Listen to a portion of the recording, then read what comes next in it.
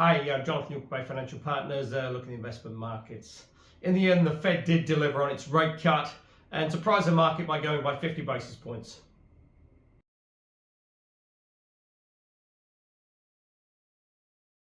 So what the Fed has done is sort of front-loaded the interest rate easing cycle. And what was quite interesting is the sort of future plan for rates now, predicting a further 50 basis point cut by year end, and then another 100 basis points cut in 2025.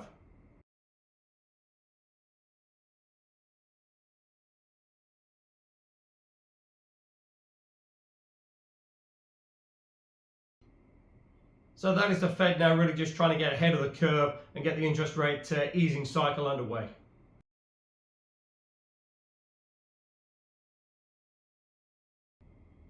Now the Fed meeting as well, there was only one dissension, and that was for a 25 basis point cut.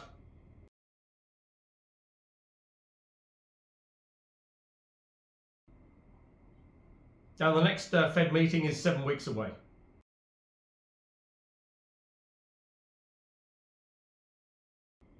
So it will be very interesting to see what sort of data comes out in the meantime, because they came out and said that any future rate cuts will be data dependent. But certainly the Fed must be pretty confident that one, inflation is coming down, and also as well the economy does need a little bit of a boost.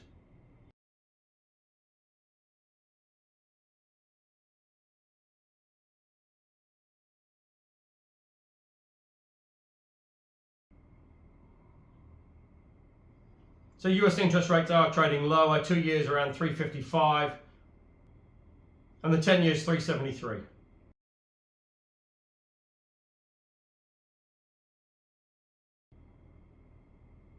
Now on the political front, still pretty tight out there, and obviously it's going to be really key in those key swing states.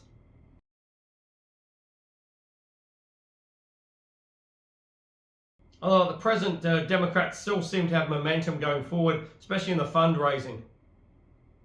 Outraising the Republicans around $3 to 1.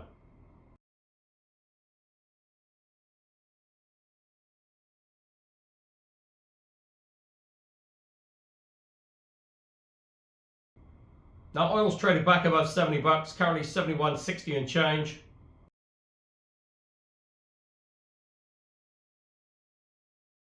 And that's really on the back of heightened tensions in the Middle East.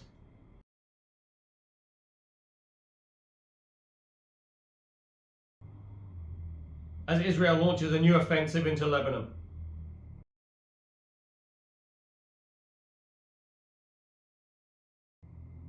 Now in the UK, the Bank of England did leave rates unchanged, which was a little bit of a surprise. Certainly the economy does need a little bit of a boost. Already on the back of the Fed 50 basis point cut, many analysts were expecting the Bank of England to follow suit with a further cut as well.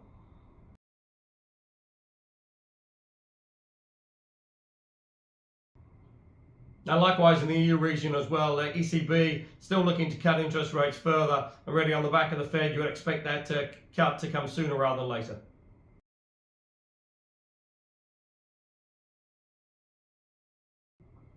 Now in Australia, the Reserve Bank left rates unchanged. The cash rate remains at 4.35, and again, potentially a little bit of a surprise after the Fed did cut 50 basis points.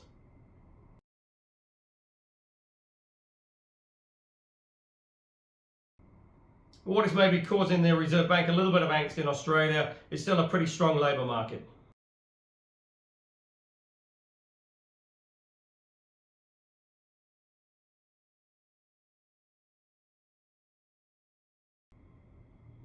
Now here in New Zealand, latest GDP figures were again pretty disappointing. Showed a down 0.2 for the June quarter.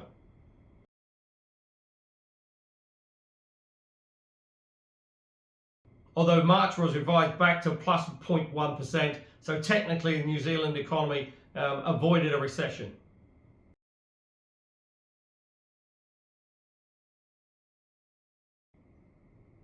But to all intents and purposes, it's flatlining at best and really does need a little bit of a boost.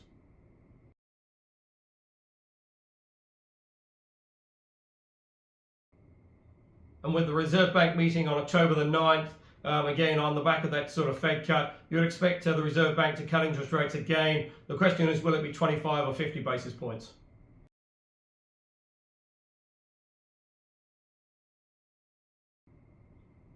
because after the October meeting, they'll meet again towards the end of November, and then the next meeting isn't until February 2025.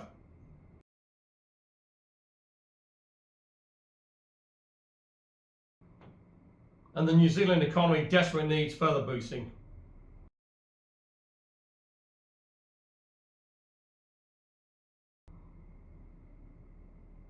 So if you are looking for income options, go to the website www.bayfinancialpartners.co.nz for lots of interesting articles, and we look forward to speaking to you soon.